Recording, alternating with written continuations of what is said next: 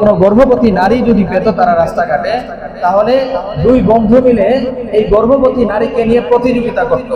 এক বন্ধু বলতো যে এই গর্ভবতী নারীর পেটের মধ্যে কি আছে, ছেলে সন্তান আছে। আরেকজন বলতো যে না, এই নারীর পেটের মধ্যে মেয়ে সন্তান আছে। এবার তারা দুইজন বলতো যে আচ্ছা দেখি দেখি তাহলে কি সন্তান আছে, ছেলে নাকি মেয়ে, তাকে ধরে নিয়ে আসো।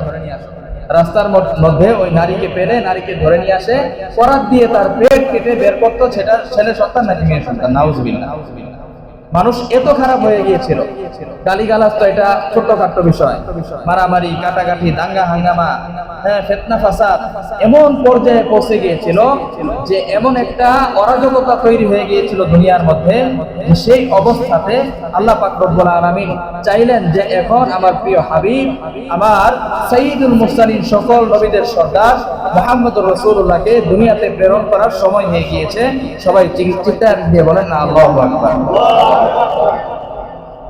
এই অন্ধকারাচ্ছন্ন জামানার মধ্যে আল্লাহ পাক রব্বুল আলামিন আমার আপনার প্রিয়ারা নবী, আমার আপনার কলিজার টুকরা মুহাম্মদুর রাসূলুল্লাহ সাল্লাল্লাহু আলাইহি সাল্লামকে দুনিয়ার জমিনে আগমন করলেন। চিৎকার দিয়ে বলেন সুবহানাল্লাহ। মুহাম্মদুর রাসূলুল্লাহ সাল্লাল্লাহু আলাইহি সাল্লামের প্রতি আমাদের অন্তরের মহব্বত কেমন হওয়া চাই ভাই? আল্লাহর হাবিব বলেন, লা ইউমিনু আহাদুকুম হাত্তা আকুনা আহাব্বা ইলাইহি মিন ওয়ালিদিহি ওয়া ওয়ালাদিহি ওয়ান নাসি আজমাইন।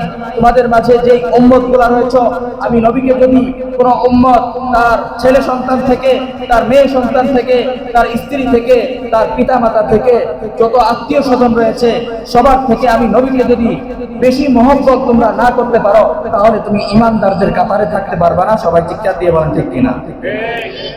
আজকে মুহাম্মদুর রাসূলুল্লাহ সাল্লাল্লাহু আলাইহি সাল্লামের প্রতি আমাদের মহব্বতের পরিমাণ দেখেন।